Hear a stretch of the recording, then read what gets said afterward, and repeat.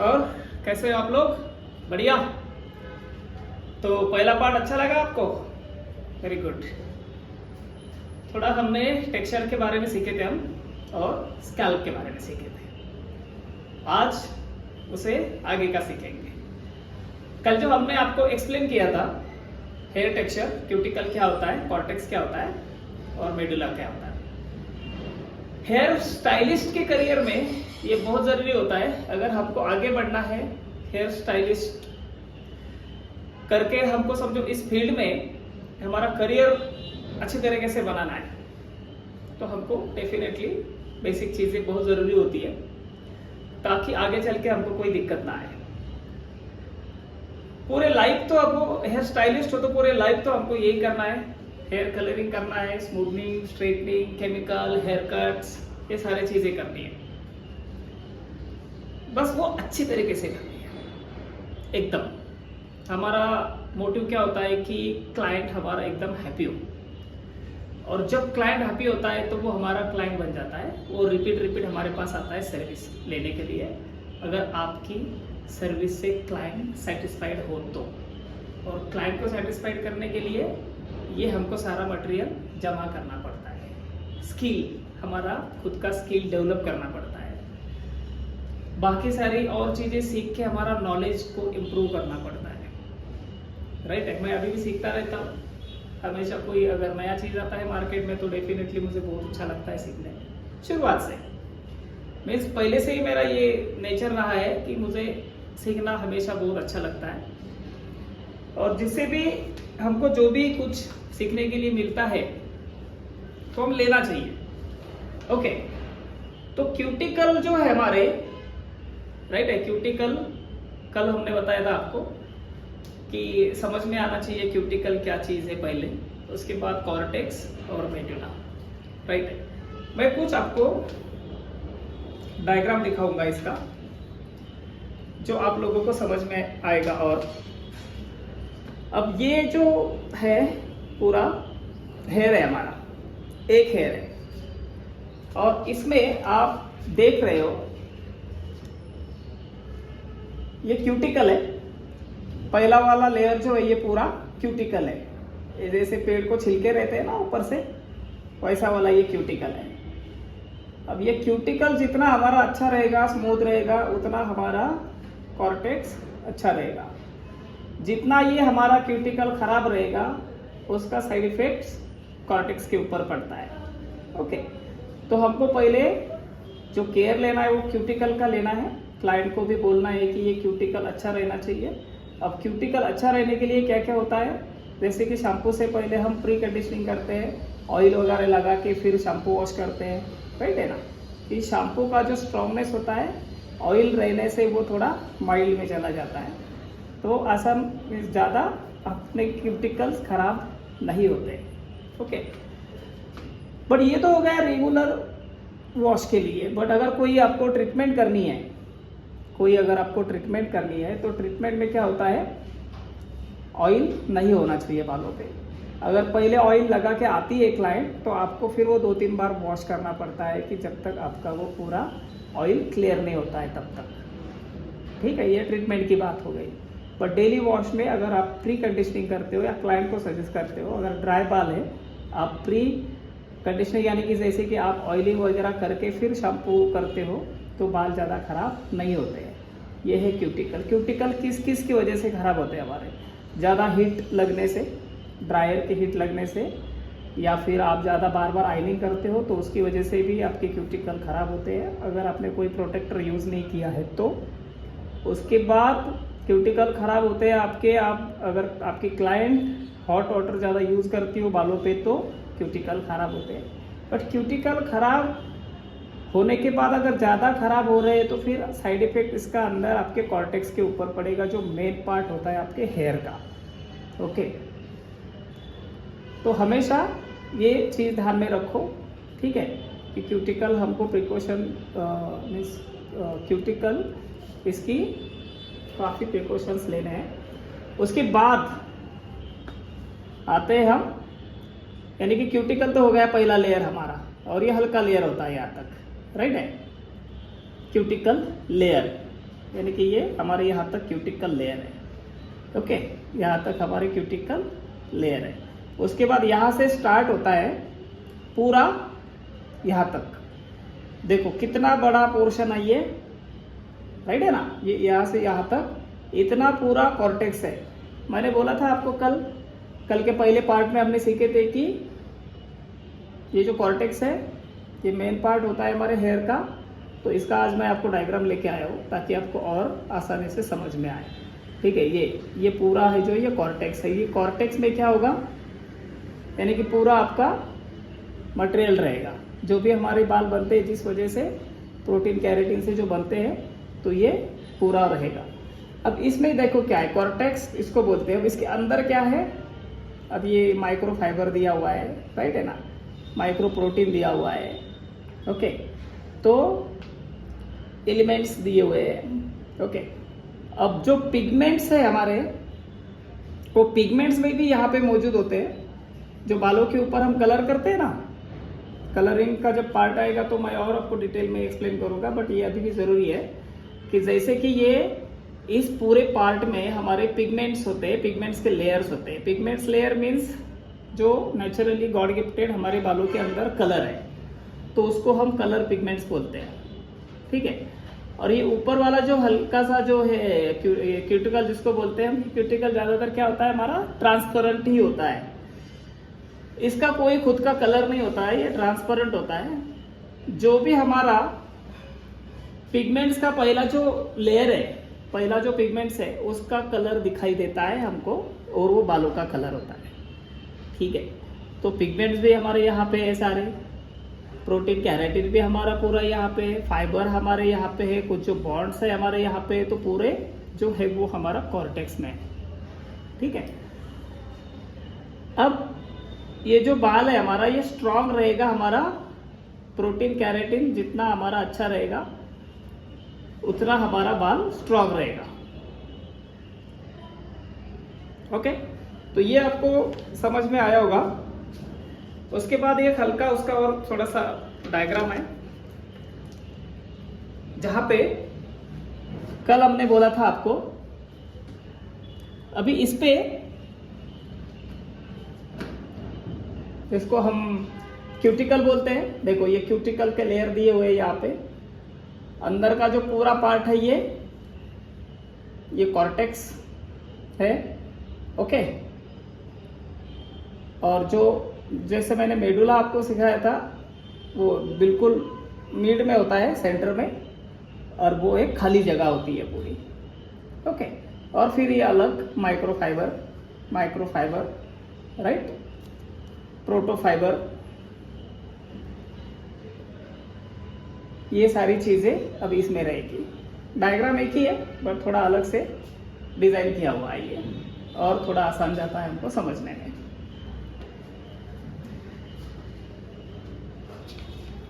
दूसरा मैंने बताया था आपको टाइप्स ऑफ हेयर। ओके, और सब टाइप्स ऑफ हेयर। तो ये टाइप्स है हमारे, जिसको कुछ नंबर दिए हुए हैं, जैसे कि स्ट्रेट हेयर, वेवी हेयर, 3 वाला कर्ली हेयर, और 4 coil hair. 1 straight hair, 2 wavy hair, 3 curly hair, 4 coil hair. Okay, जैसे कि ये हमारा 1 है, बिल्कुल स्ट्रेट है। अब स्ट्रेट तो पूरा स्ट्रेट ही रहेगा। अब 2, जैसे कि ये 2 है, 2A, यानी कि इस साइड में उसका सब टाइप दिया हुआ है। ओके, A मीन्स लूज, थोड़ा हल्का, B मीन्स मिडल, टाइट और लूज के बीच का जो है मिडल, और C मीन्स टाइट। तो इसमें देखिए आप, जो स्ट्रेट है वो 1 नंबर स्ट्रेट, यानी कि हमारे ये बालों के टाइप है। ओके, इस हेयर में ज्यादातर जब हम ब्लो ड्राई करते हैं तो ब्लो ड्राई से अगर एकदम पोकी स्ट्रेट रहेंगे बाल तो ड्रायर से वो सेट नहीं हो पाते, टर्न नहीं हो पाते ब्लो ड्राई से। उसके ऊपर हम ऐसा कर्ली वाला ब्लो ड्राई नहीं कर सकते ज़्यादातर, राइट है। तो उसको हम क्या यूज़ करते हैं, फिर टॉन्ग मशीन यूज़ करते हैं, जो कर्ली करने की जो मशीन आती है उससे हम उसको कर्ल्स करते हैं। तो ऐसे ड्रायर से और ब्रश से इसमें प्रॉपर सेटिंग नहीं होता है। अभी जो ये है बाल सेकेंड वाला, यानी कि इधर का 2 राइट है और इधर का 1, यानी कि हल्का वेवी। अब ये हल्का वेवी जो है इसमें क्या रहेगा, इसमें आपका अगर कट किया हुआ है तो सेटिंग बैठेगा। सेटिंग बैठने के लिए भी आपको पहले कट करने की जरूरत होती है, तभी प्रॉपर सेटिंग बैठती है, अदरवाइज सेटिंग नहीं बैठेगी। आप बोले वो आप क्लाइंट आता है कोई बोलता है कि अब मेरे बाल है स्ट्रेट, यानी कि मेरे बाल पूरा स्ट्रेट कट किया हुआ है और मुझे उसमें थोड़ा सा टॉन्ग करके दीजिए आप, तो ड्रायर से टॉन्ग नहीं हो पाएगा क्योंकि उसमें कट नहीं है। अगर आप उसमें लेयर कट करते हो या फिर कोई स्टेप कट लेयर या जो भी कट करते हो आप लेयरिंग में जो आता है, तो फिर इसके ऊपर आपका सेटिंग बैठता है, अदरवाइज इसके ऊपर भी आपका सेटिंग नहीं बैठेगा। आपका सेटिंग बैठेगा वापस स्ट्रॉन्ग मशीन से प्रॉपर सेटिंग बैठेगा। ओके, अब ये हो गया। उसके बाद आपका आता है 2B, यानी कि इधर का 2 और इधर का B, यानी कि ये क्या हो गया, मिडल हेयर। जैसे कि स्ट्रेट भी नहीं है, हल्का वेवी से थोड़ा ज्यादा वेवी रहेगा। ओके, जैसे यहाँ पे 2 टर्न है समझो, 1 2 ऐसा टर्न है, तो यहाँ पे 3-4 टर्न रहेंगे ऐसे, तो वो क्या हो गया आपका प्रॉपर वेवी जिसको बोलते हैं आप। तो वेवी हेयर में एक वेवी ऐसा टेक्सचर होता है कि उसमें हेयर कट काफ़ी सारे कर सकते हो आप। ये 2 टाइप के हेयर में, इसमें ज़्यादा चांसेस होते हैं आपको हेयर कट अलग अलग करने के लिए आपको स्कोप रहता है। जैसे कि इसमें थोड़े स्कोप कम रहेगा आपका स्ट्रेट हेयर में, उससे ज़्यादा ये 2 टेक्सचर में आपको ज़्यादा स्कोप रहेगा हेयर कट के लिए। उसके बाद आता है 2C, यानी कि इधर का 2 है राइट है वेवी में ही, और ये C है, यानी कि ज़्यादा वेवी से अभी करली से स्टार्ट हो गया यहाँ से अभी करली। और करली में भी आप लोगों को पता है कि ज़्यादा ऑप्शन नहीं रहते आपको हेयर कट में। तो यहाँ पे फिर से क्लाइंट को आपको क्या, एक तो केराटिन, स्मूथनिंग या फिर बोटॉक्स, नैनो, जो भी ट्रीटमेंट है आपको वो सजेस्ट करना है, और उसके बाद आपको एक कट देना है। 2C जो है यहाँ से लेके यहाँ पे वेवी खत्म होके करली स्टार्ट होता है, और ये 3A जो है यानी कि यहाँ का 3 यानी कि प्रॉपर करली। ओके, प्रॉपर करली 3A रहेगा वापिस अभी। अब करली तो है लेकिन वो हल्का लूज करली है। ओके, अब ये है 4th कॉइली। अब 4th कॉइली में क्या होगा, ये बाकी है हमारा 3 करली हो गया, 3A हो गया, ये 3 और इधर का A, ये हो गया हमारा करली। इधर का होगा बस 3 और ये 3B यानी कि मिडल, इधर का 3 हो गया और इधर का C हो गया, तो ये हो गया हमारा 3C, यानी कि प्रॉपर टाइट स्प्रिंग जो रहती है ना, उस टाइप कॉइल जो हमारा रहता है उस टाइप में रहेगा आपका 3C। ओके, तो ये आपको यहाँ तक समझ में आया होगा। हमारे इंडिया में यहाँ तक ही आपको ज़्यादातर बाल मिलेंगे। कहाँ तक, 3C तक। इसकी भी यानी कि इसकी भी नंबर ऑफ क्वांटिटी कम रहेगी। ज़्यादा इंडियन हेयर हमारे स्ट्रेट से लेके अब ये पूरा 3A तक हमारे बाल रहते हैं ज़्यादातर। उसके बाद 3B भी अभी थोड़ा सा क्वांटिटी कम होता है।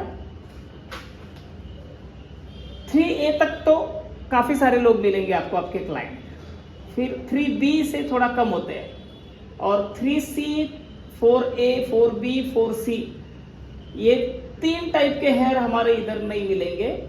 ये मिलेंगे आपको अफ्रीकन साइड, राइट है, आपको ये तो पता ही होगा बिल्कुल जो बाल होते हैं। ओके, तो देखिए अभी ये टाइप और सब टाइप आपको डेफिनेटली समझ में आया होगा। अब ये जो टेक्सचर है, सब टाइप है, एक बार अगर हमको समझ में आता है, इसके ऊपर हम प्रैक्टिकल करते हैं, एक्सपेरिमेंट करते हैं, तो फिर ये प्रॉपर हमको समझ में आता है काफ़ी स्टडी करने के बाद।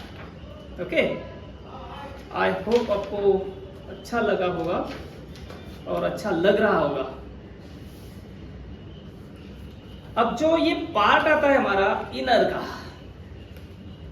कल हमने आपको एक्सप्लेन किया था शाफ्ट और स्कैल्प और इनर रूट।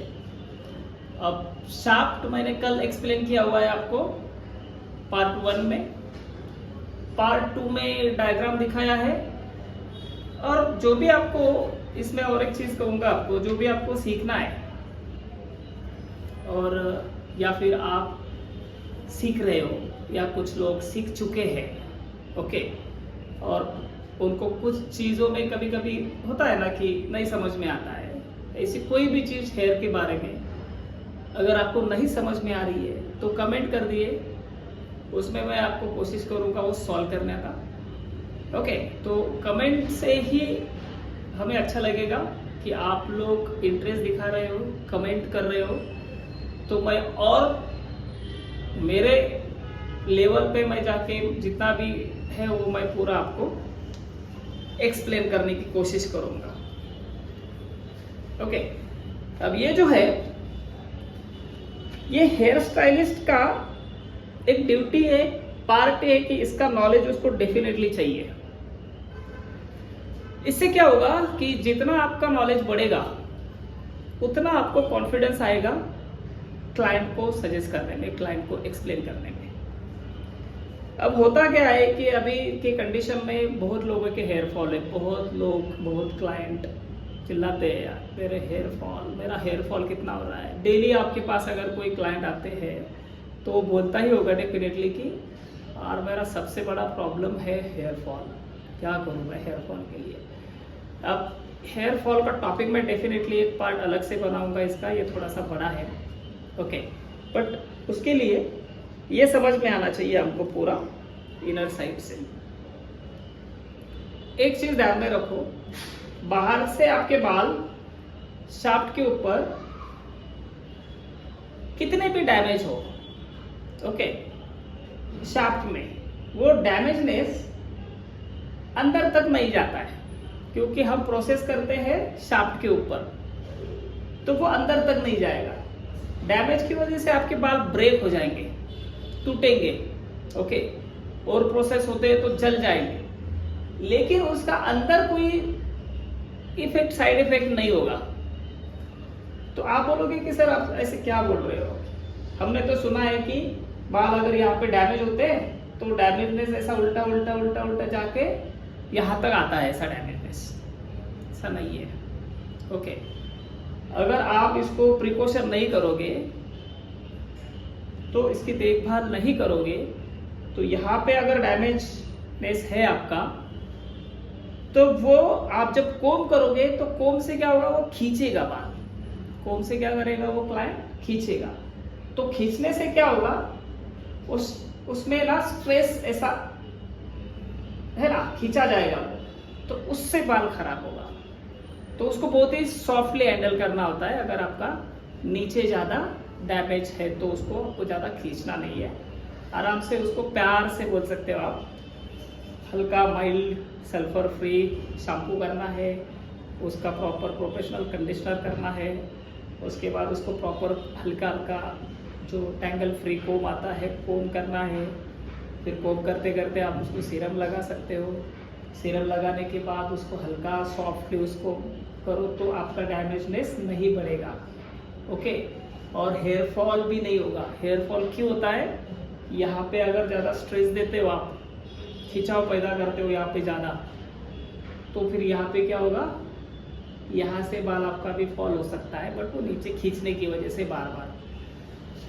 तो ऐसा नहीं है कि बाल डैमेज हो गए तो अभी अंदर तक डैमेज हो गए, ओके, वो पार्ट अलग है। जो भी हम रूट छोड़ के कोई ट्रीटमेंट करते हैं, अगर स्मूथनिंग करना है तो हल्का रूट छोड़ के स्मूथनिंग करते हैं, हाईलाइट भी करना है तो हल्का सा रूट छोड़ के ही हाईलाइट करते हैं, कोई अगर बोटॉक्स नैनो ट्रीटमेंट करना है, कैरेटिन करना है तो भी हम हल्का सा रूट छोड़ के ही करते हैं, ओके। तो हम जो काम करते हैं वो पूरा शाफ्ट के ऊपर करते हैं, क्योंकि हम हेयर स्टाइलिस्ट हैं, डॉक्टर नहीं है।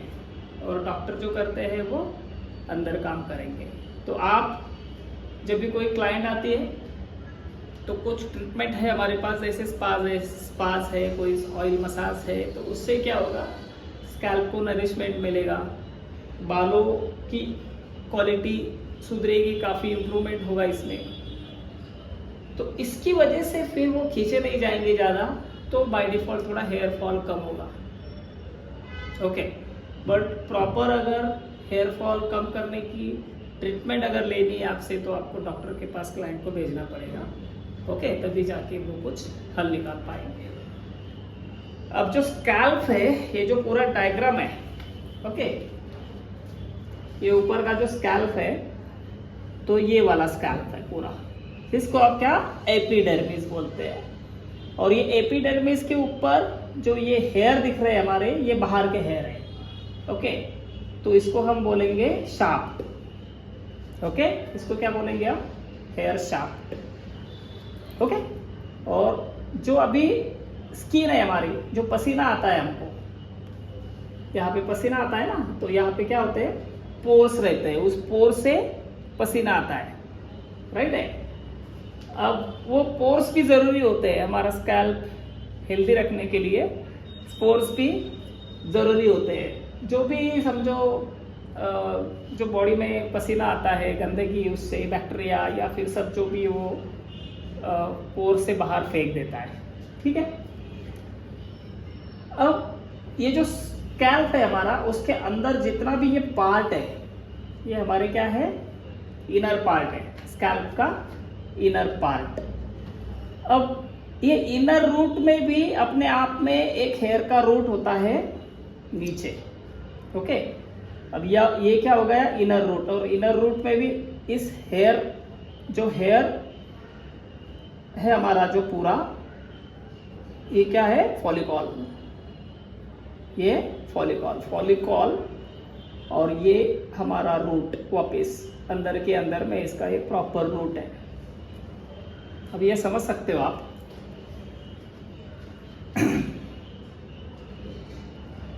स्वेट ग्लैंड यानी कि पसीना क्रिएट होके ओपन स्पोर से वो बाहर निकल जाता है, ठीक है। अब ये भी स्किन ही है पूरा, इतना जो है ये भी हमारा अंदर का स्किन ही है। इसको क्या बोलेंगे हम, डर्मिस बोलेंगे, इसको बोलेंगे हम डर्मिस, और इतने पार्ट को बोलेंगे हम एपिडर्मिस। और इसमें जो हमारे जो इनर रूट है, जहाँ पे हमारा हेयर पैदा होते हैं, ओके, यहाँ पे क्या होते हैं, हमारे हेयर पैदा होते हैं, ऐसा बोल सकते हो आप। हाँ, अब एक हेयर है ये पूरा हमारा, वो किसके अंदर है, फॉलिकॉल्स के अंदर है। यानी कि फॉलिकॉल्स यानी क्या हुआ, ये पाइप होगा एक टाइप का हमारा। और पैपुला जो है, हेयर ऑफ पैपुला ऑफ हेयर, वो रहेगा आपका यहाँ पे, जो बीज है, जो मेन बीज है, और उसको अंदर से अटैच रहेगा एक ब्लड वेन्स, जो नसें होती है हमारी छोटी छोटी, वो कभी ज्वाइन करेगी आपके पैपुला ऑफ हेयर, उससे सप्लीमेंट होगा पूरा हमारा। यानी कि जो भी प्रोटीन है, जो भी हम इंटेक करते हैं, जो भी क्रिएट होता है, वो सप्लाई होता है यहाँ से, तो हमारा हेयर रहता है हेल्दी। ओके, और उसके साथ उसको ये अटैच है साइड का हेयर एरेक्टर मसल बोलते हैं इसको हम। ओके, जो हमारे मसल रहते हैं ना, उस टाइप का एक हेयर को भी मसल रहता है। अब इसका काम क्या है, एक टाइप का ये सेंसर है, सेंसर का काम करता है ये। ओके, जैसे कि हम जो ऑटोमेटिक दरवाजे होते हैं उसके पास जाते हैं, तो बिना हाथ लगाए वो ओपन होता है। क्या करता है, फिर हमने हाथ ही नहीं लगाया और डोर ओपन हो गया। तो ऐसा एक सेंसर होता है, जैसे कि ठंडी हवा आती है, राइट है, ठंडी हवा आती है, स्कैल्प को लगता है, तो हमारे रोंगटे खड़े रहते हैं, ऐसे यहाँ पे जो है ना, वो रोंगटे खड़े रहते हैं। तो वो सेंसर है, वो इंडिकेट करता है, तो बिल्कुल बालों में एक टाइटनेस आता है। अब इसमें वो खड़े नहीं होंगे, शॉक लगाए जैसे खड़े नहीं होंगे, क्योंकि ये इसमें हेवी वेट रहता है। ओके, तो वो समझ में नहीं आता है हमको, नहीं तो अगर यहाँ पे इतना बड़ा स्ट्रॉन्ग सेंसर रहेगा और ये अगर, तो पूरे बाल शॉक लगाए हुए जैसे खड़े रहेंगे, लेकिन ऐसा नहीं होता है क्योंकि इसका जो वेट रहता है वो काफ़ी होता है, इसलिए वो खड़े नहीं रहेंगे। बट ये हर एक बालों को होता है, पर हल्के बाल जो रहते हैं हमारे, जो हाथ के ऊपर होते हैं, तो ये बिल्कुल खड़े रहते हैं। अगर आपको समझो डर लगता है या फिर कोई ऐसी चीज़ हो गई आपके साथ सरप्राइज वाली, या फिर ऐसा ही कुछ जो फील होता है, तो डायरेक्टली सेंसर से छोटे छोटे बाल खड़े रहेंगे। तो वो ये हेयर को भी होता है, हमारे हेयर को भी होता है, राइट है। अब इसे जो पार्ट है ना, सेबेकस ग्लैंड, जो ऑयल को क्रिएट करता है, यानी कि ऑयल यहाँ पे बनता है ऑलरेडी, अंदर ही अंदर वो बनता है, और वो हमारे बालों को क्या करता है। अब ये ग्लैंड है और ये बाल है हमारा, तो बाय डिफॉल्ट ये हमारा बाल ऑयली रहेगा। देखो अभी ऐसा है कि ये जो सेबेकस ग्लैंड है जिसमें ये ऑयल प्रोड्यूस करता रहता है, जो ऑयल जो है उसमें रहता है, यानी कि उसको क्या बोल सकते हैं, छोटी छोटी थैलियाँ हर एक हेयर को रहती है। अब देखो कितना माइक्रो लेवल पे है ये, राइट है ना। ये देखो ये अंदर से भी इसको पूरा बॉडी से इसको अटैच्ड है ये, राइट है। और यहाँ से फिर सप्लाई आपको हेयर को मिलते हैं। हम बोलते हैं ना, किसी के जो हेयर है वो काफ़ी ऑयली है, किसी के जो हेयर है वो काफ़ी ड्राई है, किसी का ऑयल जो है वो काफ़ी नॉर्मल है।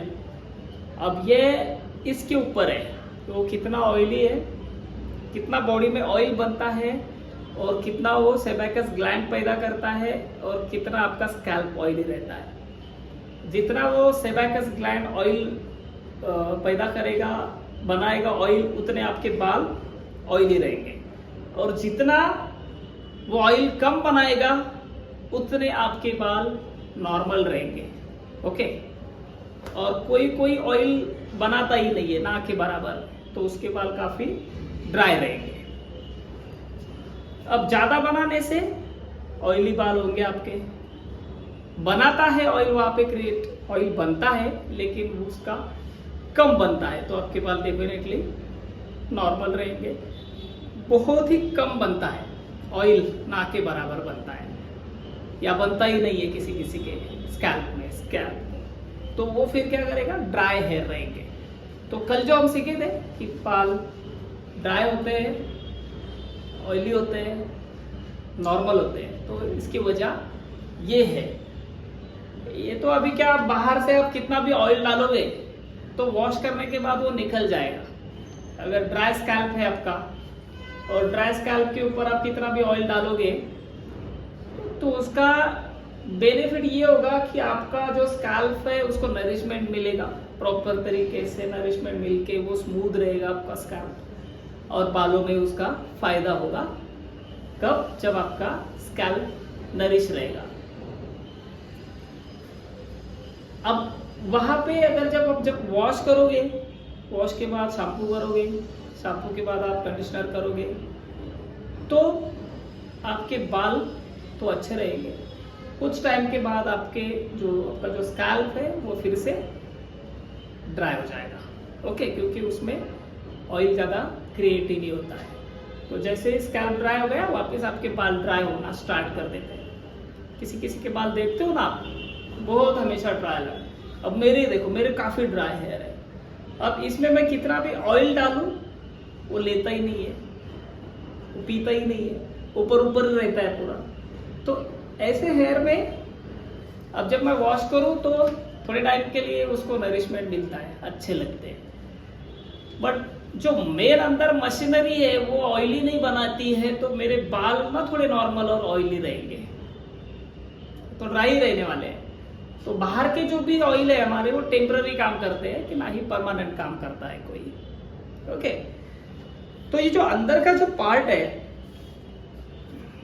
ओके, ये तो आप काफी चीजें समझ गए होंगे। अब ये जो है ये पूरे हेयर ही है। ये भी आपको स्वेट ग्लैंड पता चला होगा, उसके बाद ये ऑयल ग्लैंड्स आपको पता चले होंगे। ये फिर ये जो इरेक्टर मसल है, इसका भी काम क्या है वो भी समझ में आता होगा। उसके बाद पैप्यूला ऑफ हेयर है, जो यहाँ से हमारा हेयर बनता है और ऊपर ग्रो होता है, वो है हमारा ये फॉलिकल भी पता चलेगा आपको, ये फॉलिकल है पूरा। उसके बाद ये जो ब्लड वेन्स है वो नीचे ब्लड वेन्स दिखाई देगी। ये हल्का नहीं रहता है, वो बाल अंदर से भी अटैच रहता है वो, राइट है ना। जब हम बाल ऐसे खींचते हैं तो हमको पता नहीं चलता है क्या, दर्द होता है ना, क्यों, तो वो अंदर वेन्स को भी सेट रहता है, जॉइंट रहता है, इसलिए वो क्या होता है, खींचा जाता है, तकलीफ होती है।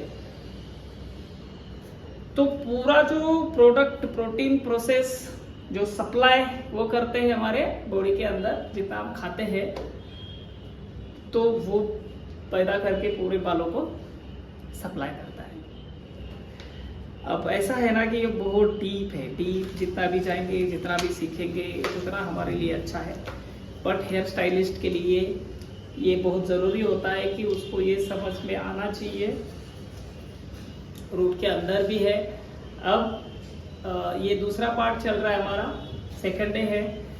मैं आपको हेयर ग्रोथ साइकिल बहुत इंटरेस्टिंग है, ये आप मिस मत करो। ये इतना इंटरेस्टिंग है कि आपका बहुत यानी कि समझ में आएगा कि हेयर फॉल क्यों होता है, हेयर फॉल कैसे हम उसको कम कर सकते हैं, क्लाइंट की जितनी प्रॉब्लम्स है हेयर के बारे में, हेयर फॉल के बारे में, तो उसको हम कैसा प्रॉपर तरीके से कन्वेंस या सजेस्ट कर सकते हैं किस चीज़ के लिए, कोई ट्रीटमेंट के लिए, या नॉलेज भी दे सकते हैं उनको कि बालों को घर पे कैसे आपको उसको प्रिकॉशन लेने हैं। ओके, तो शुरुआत के मैं आपको छोटे छोटे वीडियो 10 मिनट 15 मिनट 20 मिनट ऐसे पार्ट बनाऊंगा। जब हम प्रॉपर कलर में जाएंगे, प्रॉपर केमिकल थेरेपी में जाएंगे, तो उस टाइम पे हमारे थोड़े बड़े बड़े हेयर जो वीडियो है वो बनेंगे। Okay, thank you very much. मस्त रहिए और स्वस्थ रहिए, स्वस्थ भी रहिए और मस्त भी रहिए। Thank you, bye.